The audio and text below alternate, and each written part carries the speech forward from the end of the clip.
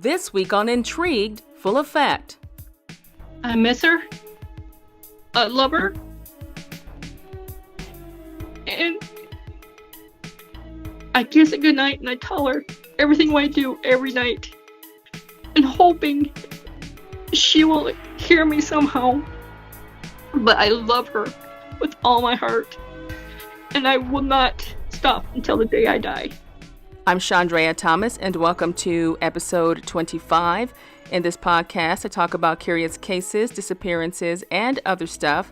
And today I'm talking about the 2016 disappearance and kidnapping of 25-year-old Typhenie Johnson from Euless, Texas. This case has an unusual set of circumstances leading up to Typhenie's disappearance. According to family members and media reports, her ex-boyfriend at the time, Christopher Reville, kidnapped her on the night she disappeared. Then the family turned a corner on August 22nd of 2019. After nearly 7 hours of deliberations, Reville was found guilty of the aggravated kidnapping of Typhenie Johnson and is now serving a life sentence in a Texas prison.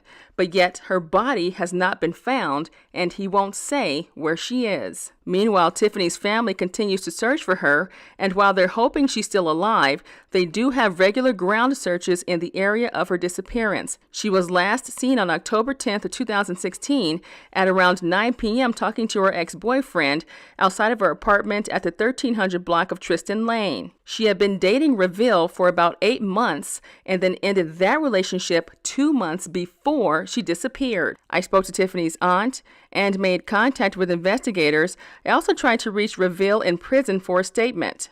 This is what happened. Okay, Janelle Holtfeld, you are the aunt of Typhenie Johnson. So for those who aren't familiar with Typhenie's story, what happened a few years ago? On October 10th, 2016, Typhenie was kidnapped by her ex-boyfriend, Christopher Reville, from Euless, Fort Worth, Texas area. And he said that she hopped into a car he did not know. And he also gave that same story 14 years ago to a prior ex-girlfriend. But on that day, Typhenie's twin brother reported her missing and then called Fort Worth PD and reported her missing. And then Fort Worth went to the apartment of what Typhenie and Asher shared together. And they were questioning Asher for a period of time. Instead of putting an APB out, they was questioning Asher more and more and more. And then they told Asher to call Chris's phone.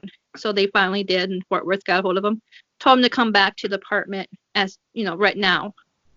So then he came back, he was all sweaty and everything, and Chris was saying he was pretty much worried about what's going to happen to him. And the way he described Typhenie wasn't by her name, it was by her. So he just didn't really pretty much care about Tiff. How long was she with him, and what did you guys know about that relationship? Typhenie and Chris was on and off. Typhenie she wanted to break up with him back in probably in August, mid part of August, early part of September. And then Chris was pretty controlling.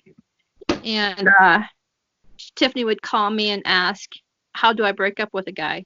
And honestly, I don't have the first clue. I just said, maybe you guys just need a break. Tell him you guys need a break. And so she did. And apparently he didn't like it. Can you take me through what you know the last day that she was seen? Like, do you know what her activity was that particular day? I know that she was working. She came home from work. And then a friend of hers and her was going to go and have supper. It was a guy friend. They were just friends. And when her friend guy was dropped off, Typhenie and Chris was talking in the apartment complex over by her car. And that's where she put her keys on, which was found there.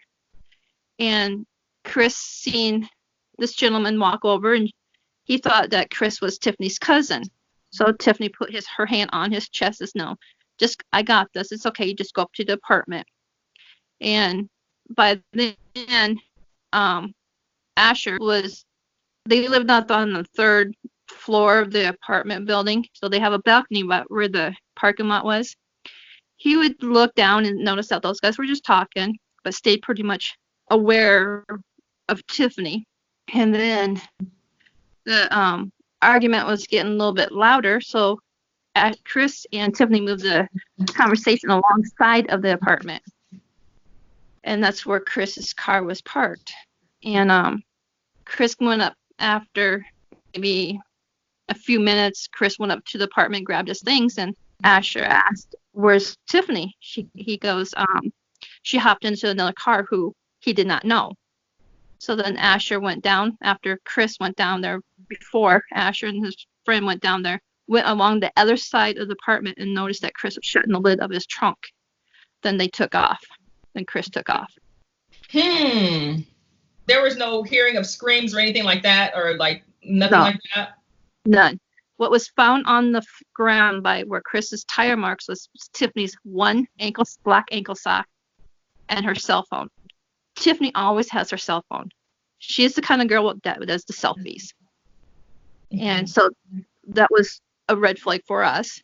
So Asher called Chris and says, get back here now. He says, "I'm stuck in traffic. I'll be back in 5 minutes."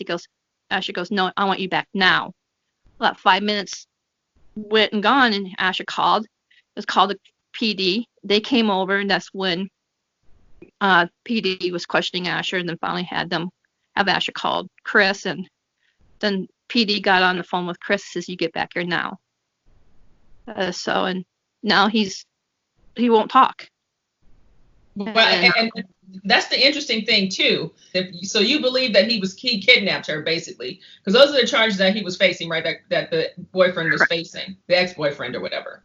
Correct. Aggravating kidnapping. Yes. As far as sightings or what happened, so you guys call the police. They start searching for her. Or they start questioning Chris, or what happens? They contacted when Chris got back to the apartments. They were questioning him, and then early October 11th. Early mornings, they booked him for kidnapping, aggravated kidnapping. And then they got all the started the searches and everything. And then on a Tuesday morning, we got a phone call from Asher saying that Typhenie was missing. And then Tiffany's mom went there to Texas to go and help. And then on Wednesday morning, we took off to go to Texas, and we helped search, and they had cadaver dogs, helicopters, horseback, people on ATVs searching for Typhenie, and nothing yet. Okay, so the search pretty much immediately started for her. That sounds like the very day of her disappearance. Yes. So there was no delay in people looking for her. Okay, so did he confess to kidnapping her, or it was just kind of the evidence and everything that kind of went down? The evidence and everything that was going on, his tire marks matched by where Typhenie's sock and cell phone was. Pretty much all the evidence. That's how he got charged with kidnapping, aggravated kidnapping. So on this day, there were no witnesses to anything of when she got. Well, everybody that was out in the complex said they didn't hear nothing or see anything. The only one that seen something was, of course, Typhenie's brother that seen Chris shutting the trunk down, and her friend, and that was it. And they both, Asher and her friend, got questioned. That place, that apartment complex, there was people out at that time. Somebody had to seen something. I don't know if they're too scared or what, or they just don't want to get involved. I don't know, but someone had to seen something that night. And around what time was this? Was this during the day, evening hours? It was the evening hours, around 9:30, 9:45. Then they started putting flyers throughout the apartment complex, going door to door and asking if they've seen anything. If you do, please call the tip line. And nothing yet. 3 years, going on 5 months, nothing. Once they arrest him, they start investigating. I'm assuming they went through and checked the trunk of the car to see if her DNA was in there or anything like that. I'm guessing. Right. They did that, and they didn't find anything. We had there was dogs over by the apartment. They didn't find no blood, but nothing. Do you guys believe that he killed her, or do you believe something else? Our family believed something else, because he did drugs, and we believe he owed money. And the easiest way to pay off your debt is passing off a beautiful young lady. I mean, and they can make their money back. That's what we believe, but we don't have proof of it. And that's what's hurting us. And he really didn't have much time to hide her. It's just, we just don't know where she's at. And we just need people, if they seen something on that night, come forward to call the tip line, and they can be anonymous. We need help. Someone out there can save a person's life, or bring, if Typhenie is gone, they can bring peace to our family, mostly to Tiffany's mom and her siblings. That's what we need. We need help. As far as the time frame, let me ask you this. This is very interesting. The time frame from when he was arrested and when she disappeared, how much time, like if he were to do something with her, right? How much time would he have actually had to do anything with her? Be it kidnapping or anything else? I'm believing just a little over an hour. So he couldn't have even gone very far with her. No, he couldn't. No. He couldn't have gone very far at all. Because with all the traveling and everything, but he knows Fort Worth. He knows the side roads. And I know he went from the apartment, he went to his mom's house and stayed there for a period of time. Then he left, according to the surveillance cameras and the neighbors. They seen a white car take off. And then his mom supposedly came home and went in the backyard and noticed there was clothes laid out. And she used her hands as they were laid out in her backyard. Well, if someone's going to rip clothes off of a person, you're not going to lay the clothes out. They're going to be tossed. So that part, I don't believe that part. Did the police ping his phone to track his movements? They did ping his phones, but then Chris says he's not worried about his pings. Then he had his phone turned off for not very long. I don't know. I don't remember how long exactly his phone was turned off. Then it came back on. But he didn't have much time to do much with her unless he passed her off to somebody. Why do you think he won't say where she is? He's a coward. And I think he's when he was at trial, the gang detective was showing his tattoos, and he did belong to the Arlington Crips. Well, if you narc on your boys from the Crips, they're going to come and get you no matter where you're at. So I can see why he's staying quiet, but you have to realize there's another human being out there that needs help. Everybody was born with a heart. Use that heart, what God gave you, and help. He said that he loved Typhenie. Well, if you loved her, why did you do this? Tiffany's car had some problems, needed new brakes, and Chris was supposed to fix it. Well, he never did. So she had this other gentleman come and fix the car. And this guy that was supposed to be fixing it, I don't remember his name, he was even questioned if he seen Typhenie that night. And he passed all the tests. He said, no, I didn't see her. So, and Chris was down determined that Typhenie left with that gentleman. So, and it was proven that she never did. What do you think was the most shocking thing? Like, let's get to the trial part, because it looks like, basically everything pretty much led to the evidence leading to the trial and all of that. So what was that like for you and your family? And what do you think was the most shocking thing to come out of it? That we gave him a plea deal. He wouldn't even talk. He wouldn't say. He would rather serve life instead of at least try to get out earlier. But when it was on live, when he came out of the courtroom or coming into the courtroom, he had this cocky smirk on his face. It's like, I'm going to walk kind of look. And then when the sentence came down, I think he realized he messed up. How he got life was because of this other girl, Taliba, who has been missing for 14 years now. Her family was at the trial, and they took stand. So that helped to give him life, because he did it once. So he could have done it to anybody else. So is it life without parole? He has parole, eligible for parole in 2046.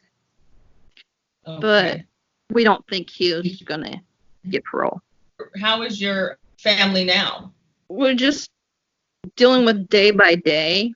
It's still like a nightmare. This should never happened. We have a group called Bring Typhenie Johnson Home on Facebook.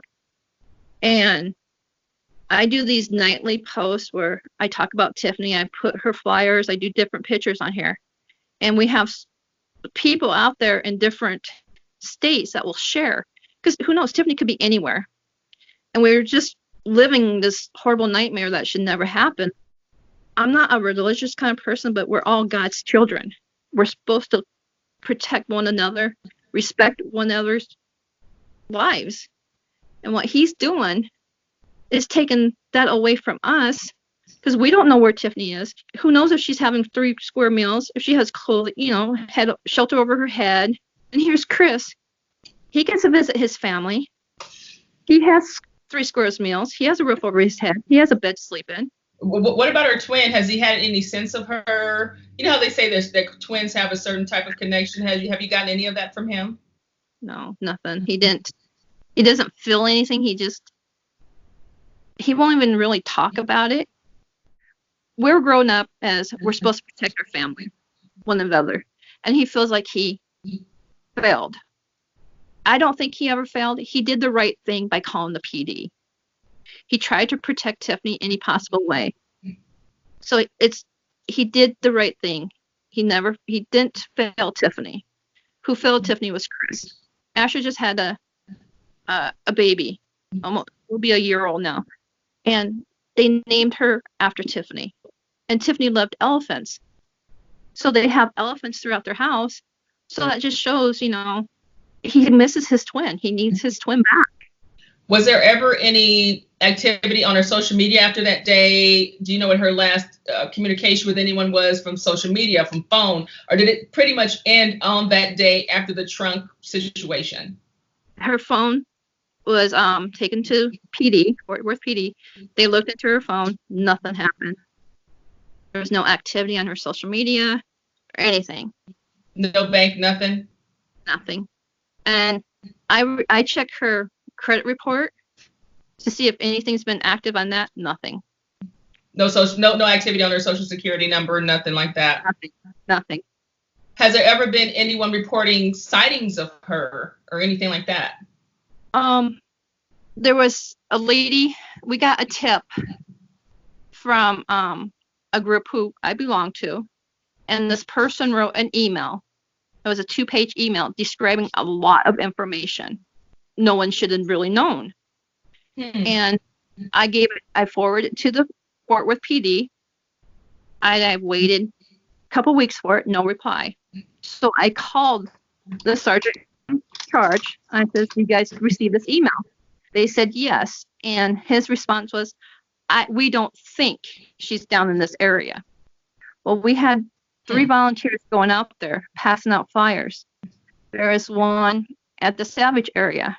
This lady looked at it. She goes, "I swear I seen her face 3 to 4 months ago.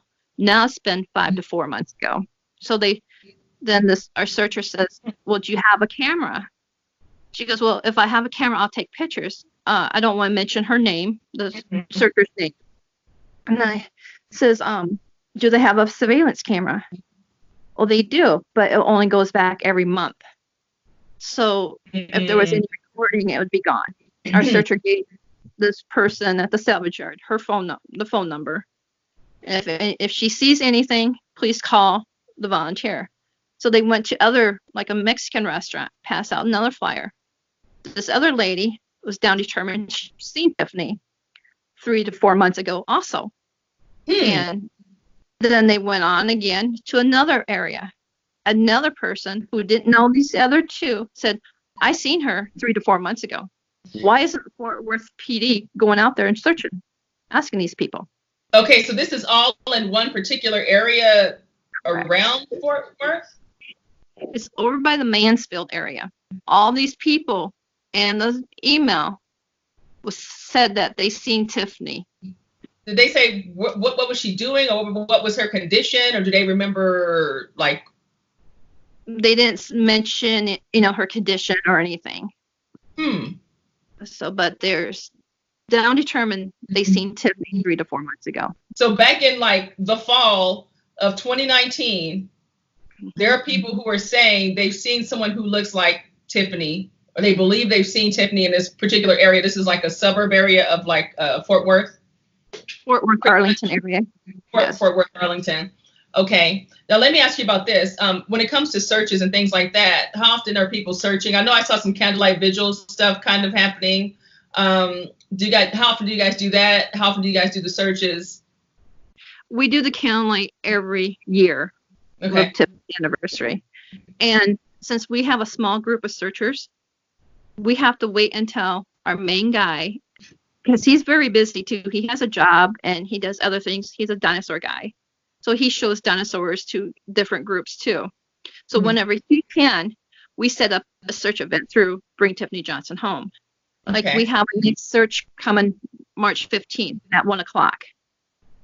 And the meeting spot is at Shellmart. It's 1401 Cooks Lane.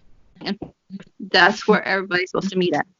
And we go there, and you have to have ID. You have to have a fully charged phone, plenty of water, a rig or a stick, and some good pairs of boots to go on these searches. And so this search that's going to happen on the 15th is going to be from 1 to 5. And there's certain areas what we have that's mapped out now. They're going to go and search now, but we just need more volunteers. Because when you guys search, I can only imagine you kind of choose your radius within a 1 hour radius of, distance circular of where she was last seen. You know what I mean? Right. And like Typhenie's mom, even though she walks with a cane, she still goes out there. It's her baby. She'll do it whatever she can. I mean, if there's a person that's disabled that's willing to go out there, and I'm disabled, I go out there whenever I can. I try to make at least 2 trips out there to Texas because I'm 19 hours away. So whenever we go out there and search too.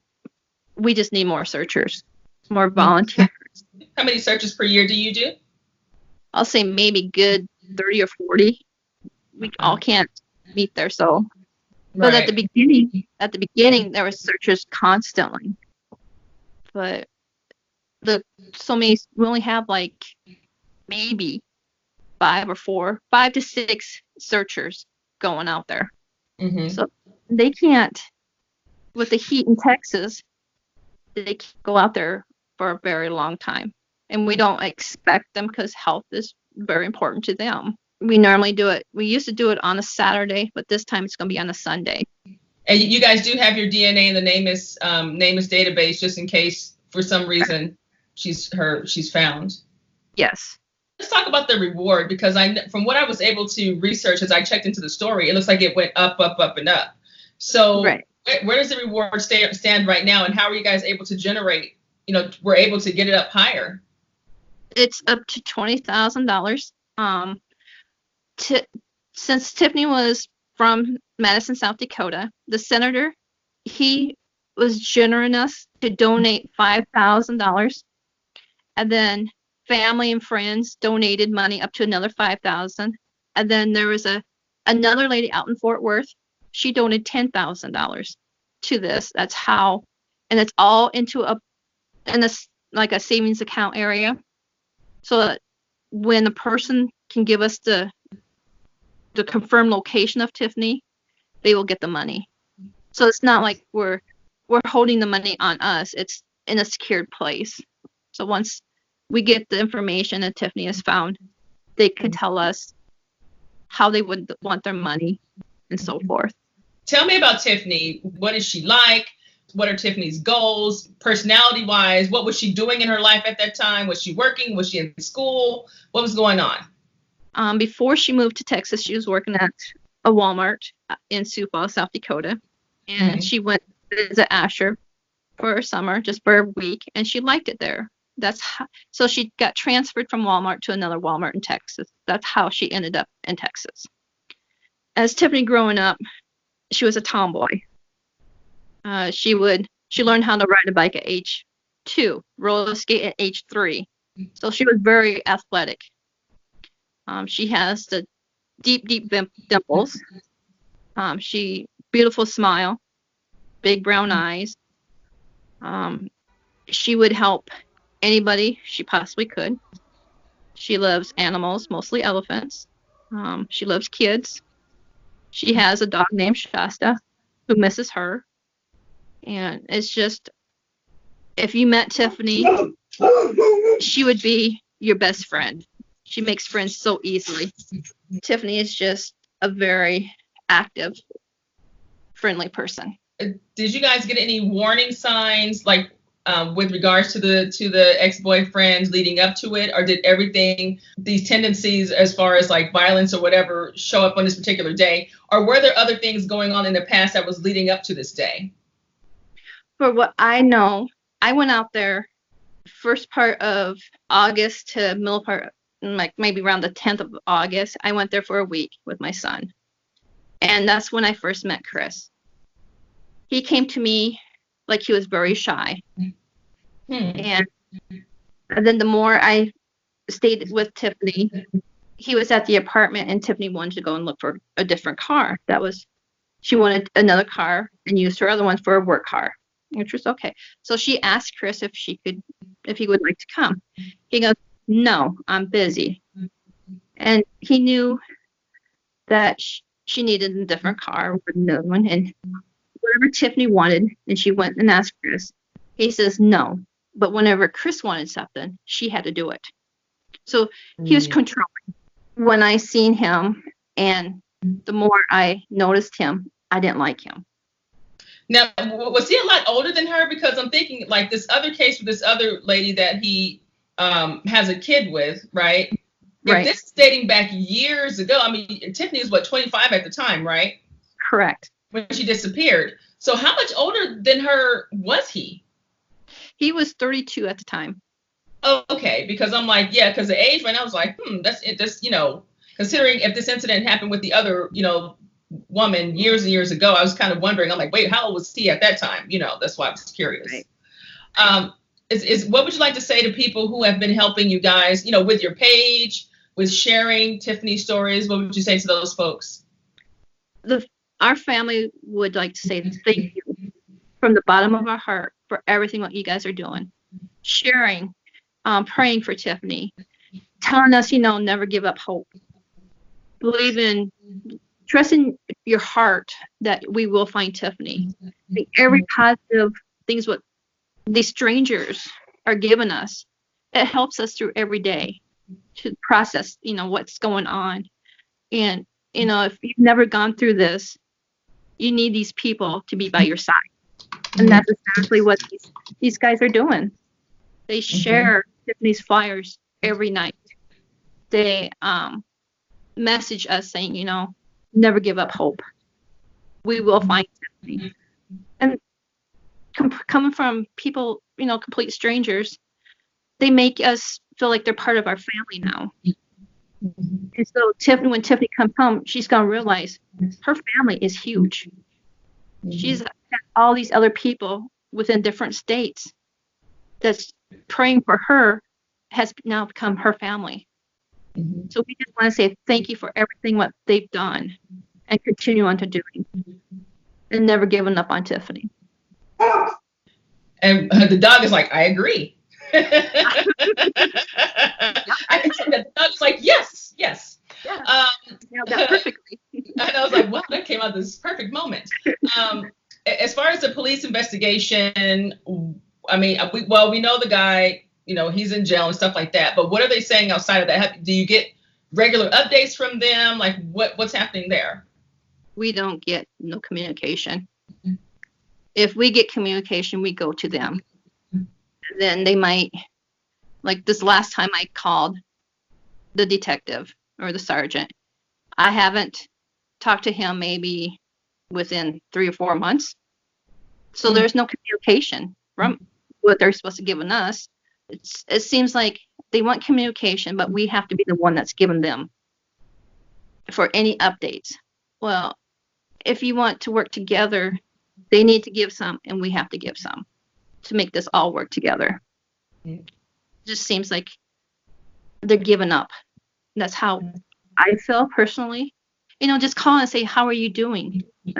A simple phone call. Since Typhenie's mom, Deb's, down there, just give her a call or go and visit her. Say, how are you doing? That's all it takes. It goes a long ways. What would you say to folks who, aside from the ex-boyfriend, who may know where Typhenie is? What is your message for them? If you know the information, just come forward. And you can remain anonymous, like I said. Just think of Typhenie. Just think if Typhenie was your sister, your daughter, niece, or cousin, or granddaughter. Wouldn't you want the same thing done? So just think of Typhenie and come forward. If there was something that you would like to say to Typhenie, if Typhenie somehow was able to see this podcast episode, what would you say to her? That I miss her. I love her. And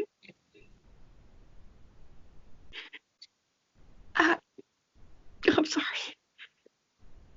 I kiss her goodnight and I tell her everything I do every night, and hoping she will hear me somehow. But I love her with all my heart, and I will not stop until the day I die, until she is home.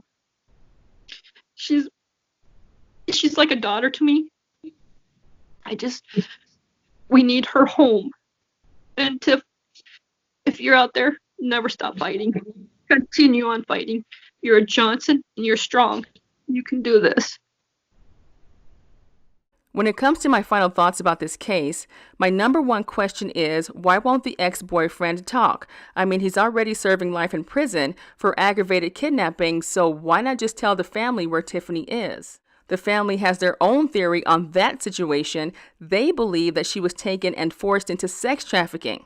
I also wonder if there were any witnesses in the complex other than Typhenie's twin brother and her friend. And then we have the 3 alleged sightings. Is it possible that Typhenie is truly a victim of trafficking and she just can't reach her family? The bottom line is, the family says they don't have any proof that she's not alive, so they continue to search and hold on to hope. I also requested an interview and statement from Mr. Reveal, and prison officials told me that I couldn't. They said it had to be in person and with special permission. And since I'm out of state, I tried to get a statement and was denied that access. As for the investigation, Fort Worth police responded to my records request by saying that my request was forwarded to the major case unit, and as of this podcast, I'm still waiting for a response from investigators on that. I'm hoping that this podcast will reach someone who can help the Johnson family get some closure one way or another. Typhenie has multiple tattoos on her arms, feet, side, and her back,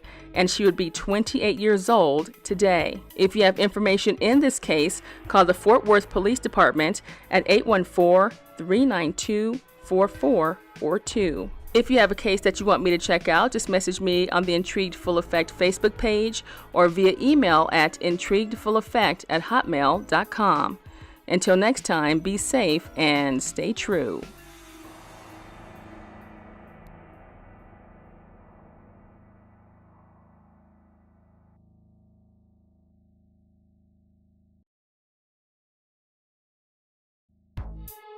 The views, information, or opinions expressed during the Intrigued Full Effect, Curious Cases, Disappearances, and Other Stuff podcast are solely those of the individuals involved and do not necessarily represent those of the host. The primary purpose of this podcast is to educate and inform. The host of this podcast assumes no liability or responsibility for any activities in connection with opinions shared in the podcast. The podcast and blog associated with it shall not be used in any legal capacity or as a basis for expert testimony.